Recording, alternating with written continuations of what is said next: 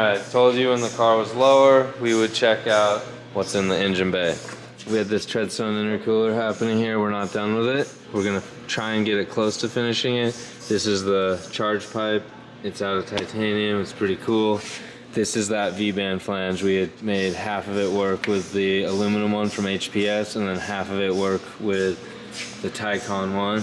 We're gonna have to drill the hole for this now, and then we're going to start welding. A lot to do still, huh, Mark, on the welding? But he's being like super cautious. Oh, he smiled. Hey everyone, today is Mark's birthday. He turned 24 today. Yep. So say happy birthday to Mark. I don't know if we've shown you, but check this out. Stainless with beautiful welds. We still need to weld a bung in here, but this is for the most part done. Even the slit fit stuff with the springs is done. That side we're waiting on a little bit of material, and then we'll work on that. Yeah, we gotta like do this first, then that. So this will have some pie cuts in it, but the back of the car is starting to come together. Another cool thing for you guys is we finally got a new camera, so it'll focus. Check it out, focuses, that's good. Hopefully there will be no more out of focus videos for you guys. We'll keep you guys in the loop of what we're doing. We're gonna get back to work. Renee's here with us today. What's up? We're just admiring all this hard work. Some cool stuff.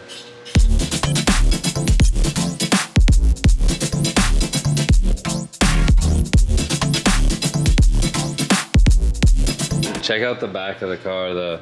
So radiator's in, we got some powder coat stuff back, which was like these bits that hold the radiator. The bottom still sits on OEM Toyota bushings. I like to make it run that way. I haven't plumbed this stuff yet, happened later, but Mark was kind of installing some of this stuff. He put this in and these pieces in for the radiator. So we have to plumb one hose up to there for the radium expansion tank to the radiator, and then we have to plumb all the rest of it back and forth to the water pump. I gotta wire the whole back of the car. Speaking of wiring, I'm in there right now doing some stuff, but these things are so cool and they're really strong. It's like you could like yank on them and it's just like little metal rod welded together. Mainly that was it, I think. Yeah, we like radium stuff, guys. Check this out. Radium, you can get on our website, by the way. Radium FCST, expansion tank. That's a fuel filter, but I took the element out and shoved it full of steel wool, so that's a diff breather. The diff will spit when you're in like 4th and 5th gear, like 100+ mile/an-hour wheel speed, spinning them really hard. It'll dump some of the oil out because of the pressure it makes inside, and it just routes up to here, and then it finds its way back. We're still gonna need to make this tube here, the clear tube that we decided to use. The vent for this we need to build. I have an idea of up there. I'll do that later. Haven't done it yet when I do all the rear plumbing. And then I was inside the car wiring, and Mark's in the front doing some cool stuff. The wiring, why am I doing wiring again is what you're asking. Made a lot of changes to the back of the car, and there was some changes I also had needed to, the PDM can only do so much, and I needed to steal some PDM. We took logs of our PDM, or it does take logs every time you're going, and we monitored it, decided where we can save some amperage and different channels and where we can steal some from that weren't needing as many as they had, because this thing needs over 20 amps, so we're going to give it 30 amps. That'll be safe because it really only, we bench tested it through the PDM and it was making like 21 amps, but it didn't have, or 19 amps I mean, and it didn't have my like shirt on that I'll wear that does the AC shirt with that system. We were thinking give it 30 amps, which would be 3 8-amp channels in the PDM. You can ramp them up to do 10 if you want as like a safety, so it has room to do 30. And I used to have a phone charger, that's gone. I used to give the coil packs 30 amps, they don't ever use it, so we're taking a little bit of that away, things like that. We're making changes on. Bottle heater used to be in here, now the bottle heater has to go through the bulkhead. So I basically had to change the bulkhead a lot. So I was like, I'm here, screw it, and then I started making changes. Check out this BorgWarner EFR 9180. Beautiful, freshy on there. Hypergates back here. We're still in the fab process. I showed you guys most of that earlier. back to wiring, and I'll update you guys more in a couple, probably not today, probably tomorrow, because we're gonna be moving very slow. Wiring's boring, you guys don't care about that. Just thought the back was cool, I wanted to show you guys that. Talk to you later, see you on Monday. It's been a little bit, and I wanna update you guys on the Pro Car, where we're at, what we're doing. I'm by myself here on Sunday, listening to some music. We got the back of the car kind of plumbed, everything good to go, except we need wiring. So we still have wiring. The wiring will come through that bulkhead. We'll talk about that later, but as you can see, everything is fit. The powder coat is back from MB powder coating. Nitrous bottle is mounted. The only thing we're waiting on is these little brackets that bolt into this. It'll make this a little bit tighter because this has a slightly smaller circumference than the older bottle, which was aluminum. That's a carbon fiber bottle. Really cool, really light. When it's full, it's a 12.5 pound bottle. It's 6 pounds lighter full than the 10-pound bottle was full, so it's really good. As you can see, we got the Radium, this is like the quick fill setup. So it's like the dry brake, quick fill, or just dry brake. It fills really quick though. We had a bigger vent, goes up there. This is the vent for the diff. That's the Radium expansion tank. We made this, that's our recovery tank. Everything's kind of suspended, hovering in air on these brackets that we made, utilizing our cups and our Weld-On Bungs where we could to show you guys. Some new stuff for this year is stuff like these clamshell quick disconnects. You guys have seen that on my car many times. I use them on my fuel in the front, and I use them on the coolant in the front. They're new to the back. These guys are really expensive. I guess I've been chipping away each year, adding a couple more to my car. Still can't do the whole car in them, but we're getting there. So it came out really clean. Mark and I spent a lot of time on this car. Not done yet. Let's go to the front of the car. This is kind of what I wanted to show you guys more of.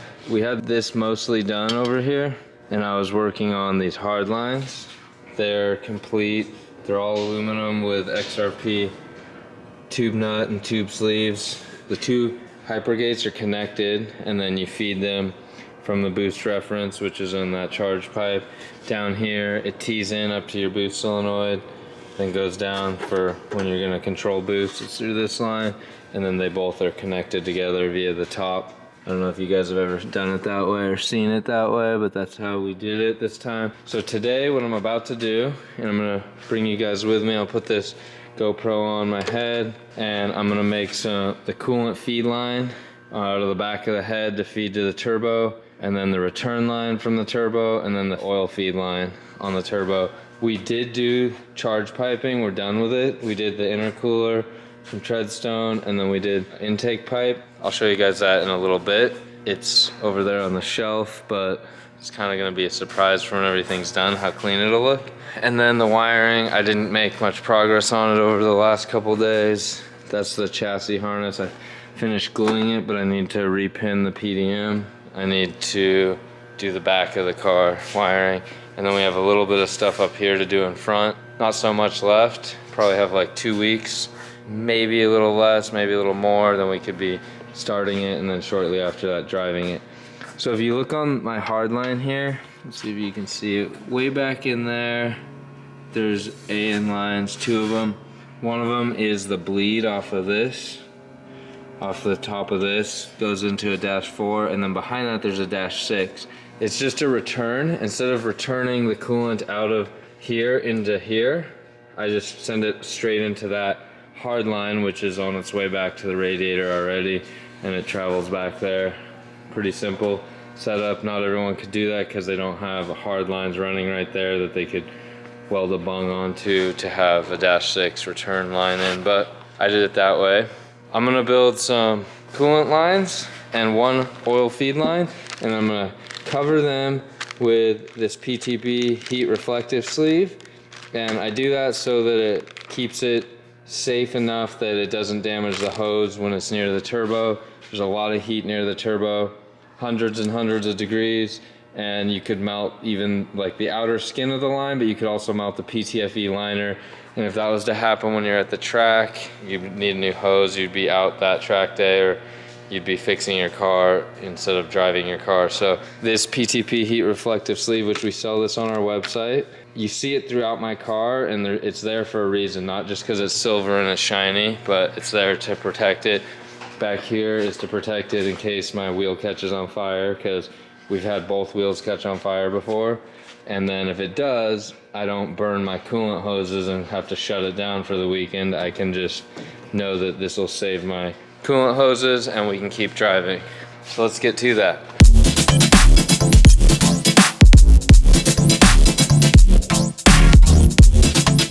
We're gonna be putting like a 30 probably back there.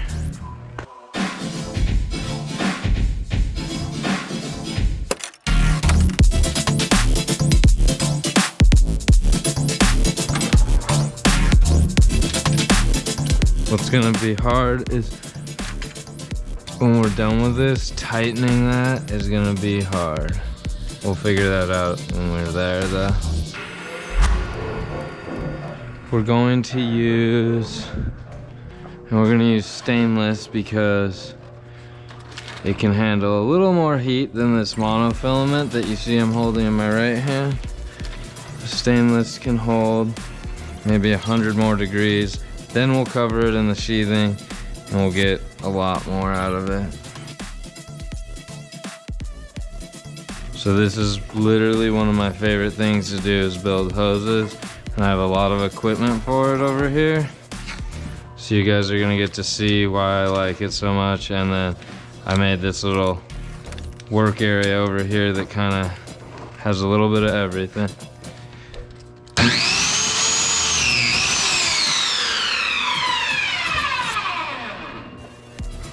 So this is XRP Pro Plus stainless. See how it wants to kind of flare out, so you gotta tape it and cut it. I'm guessing I need a 30, so I'm gonna grab a 30, but I'm also gonna grab a 45 so we can mock it up. Then we'll come back over here, crimp it, and I think I need a 120 on the other one, but I might need a 150. So let's grab both of those and we'll check it out, guys. A 30 would have never worked. That's a 45. See how 30 is gonna make it come up, and then you're gonna have to bend it back down a lot. Here's a 45. That might be perfect, because then you can get it to hover in here. But just for the heck of it, I wanna try a 60 also. While we're here, let's try 150. Would never work. It's too tight. 120 might be it. Depends how we're gonna do this, because this is gonna come up over here and it's gonna run in there to that. But remember, I also have an oil feed line that's a 90, and I also have like a 45 of the line that's gonna come out of there to return back. So I have a lot of hose. This will work, the 120 will work. Okay, so I'm gonna leave the 120 in here. It's gonna get close, but it'll work. I'm gonna put this 30 back, the 150 back, and I'm gonna try a 60 just for the heck of it. Lots of walking back and forth, guys. And you guys notice I have a ton of fittings. We plumb a lot of cars here. So here's a 60. So I have straights, 30s, 45, 60s, 90s, 120s, 150s, 180s. This is the 6 drawer, similar in the 8 drawer, similar in the 10 drawer. I don't do a whole lot of -12, so we don't have very much of that. We do a lot of 6, 8, 10. Let's just, for the heck of it, see what a 60 will look like. So a 60 actually looks better. The only thing I would worry about is that with a 60, it's gonna be really hard to tighten. It's even worse. This is a really bad area to tighten this fitting down. Okay, so if I had a 60, the plug wires are gonna be pretty close, but I could kind of run it like this and make it push along this and then churn and come out. See how it was rubbing there where it pushed before and kind of rubbed? I kind of think I want to do a 60, because if I do a 45, it's gonna be in there, but I'm immediately gonna be kinking it down. And this way I don't really have to kink anything, it just runs where I want to do it. So let's start with that. We'll walk back over there with this 60, crimp it onto the -6, and then begin building. And we'll put the 45 away. So it doesn't matter how we clock that because we'll clock it on the other hose. So now we need a -6 die.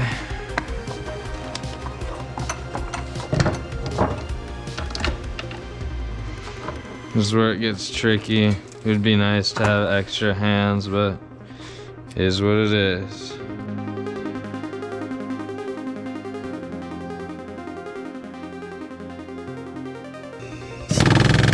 So when we do this, we're gonna watch this and we need to crimp it to 45. Each die, or each machine and die set would be slightly different depending what hose you're crimping. You need to an exact specification, which is in the XRP book here, but I kind of have it down for the hoses and fittings we use.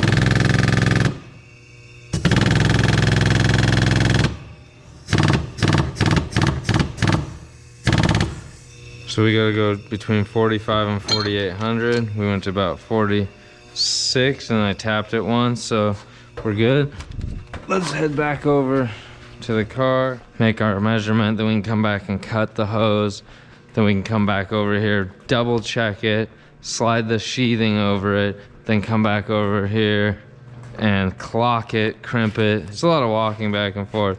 And the crap part about this one, we're gonna have to thread this in literally every time, all the way, because if you don't get a true fitment of it. Slow going. Okay, starting to get tight. Okay, there we go.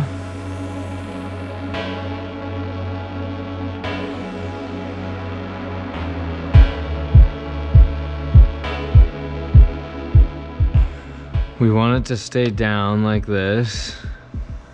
We want it to hide in here. We want it to go behind that, out of the way of that, and then we need it to come down to here. So you basically need it to go to right where my thumb was. So what we would do, wrap this in blue tape. It would be nice if we had like 4 hands.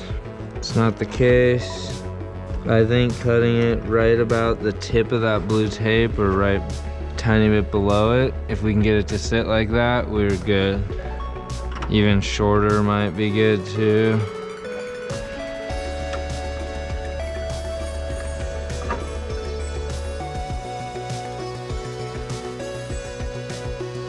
So it's bulging up in there. The bad thing is I'm not gonna run that cover this year. So I'm thinking dead center on that. I cut it, we test it.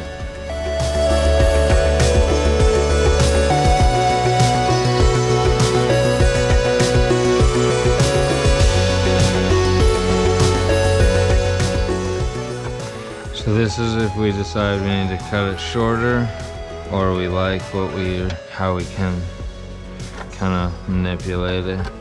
Because we could always literally cut it a lot, but we kind of don't know until you hover it around. I don't think we can cut it. I think we just have to be able to kind of get it to bind itself up like that. Yeah. We're gonna leave it this length, but we gotta put our fire sleeve on it now before we crimp it.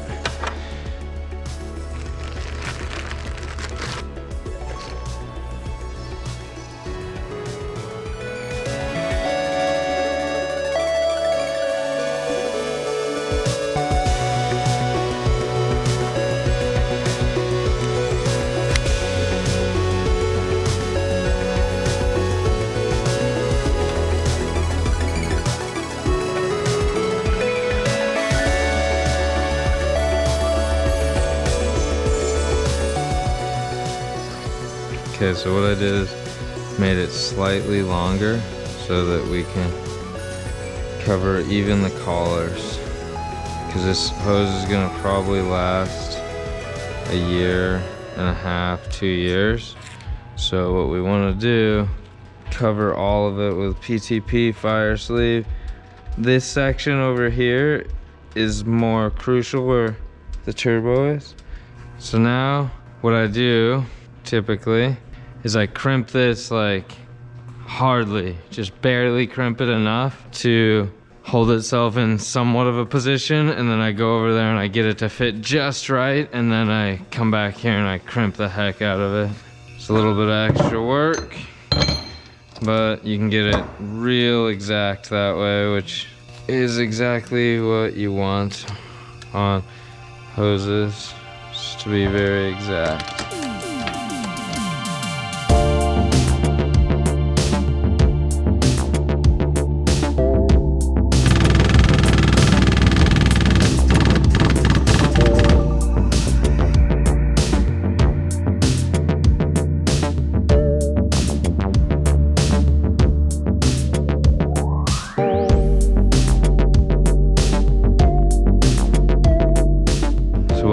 Do now is try and get this exactly where it would be best for what we're doing. First, I'm gonna have to tighten that down though.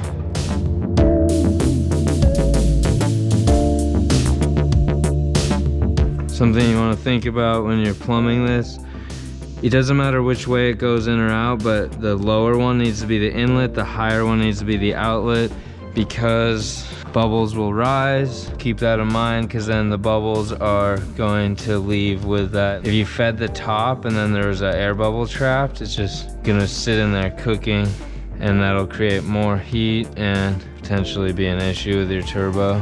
Some guys don't even water cool their turbo, so there's bigger issues.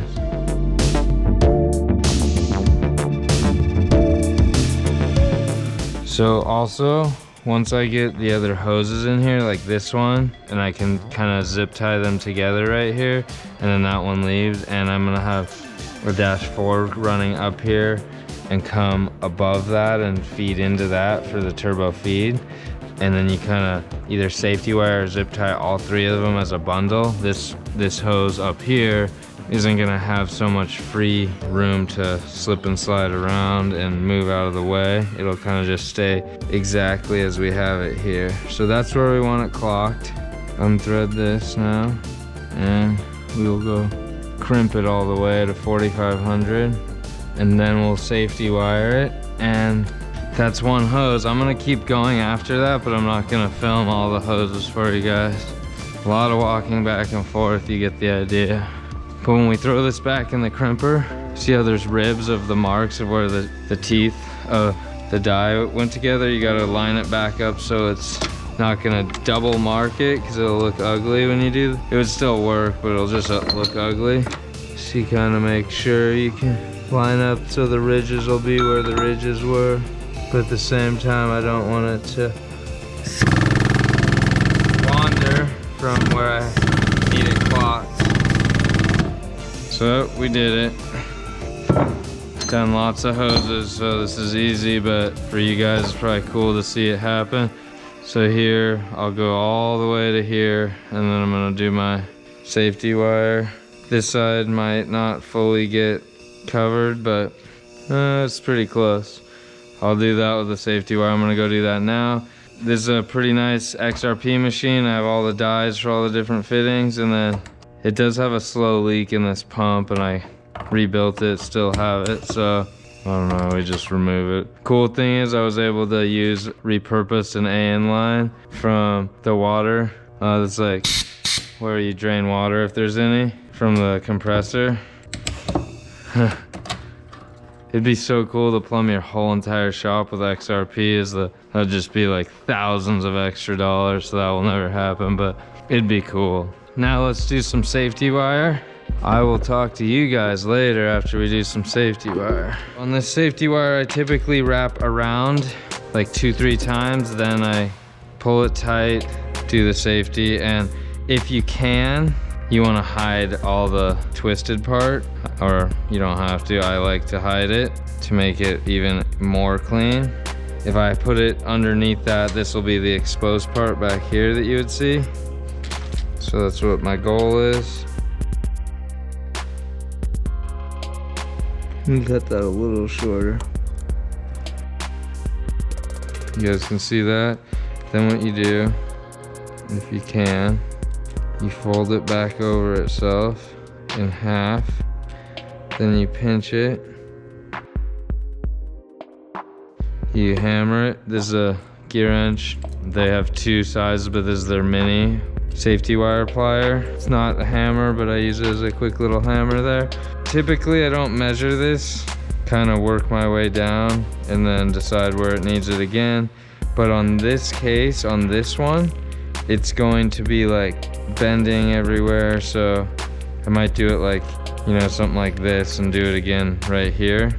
And then just keep using my hands as a measurement tool and going again and again and again. And the reason I pull this tight is it's just gonna look a lot more professional. If you weren't gonna pull that tight and fold it back against itself, it just looked like all wrinkly and shit, and I don't know, I can't handle that. So you guys know me, details matter, so I pull it tight. But the little touches like that will make your end product that much cooler.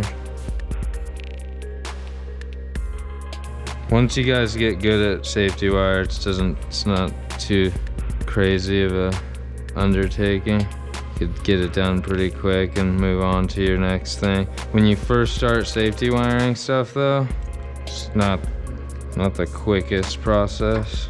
It doesn't have to be perfect, but just something close.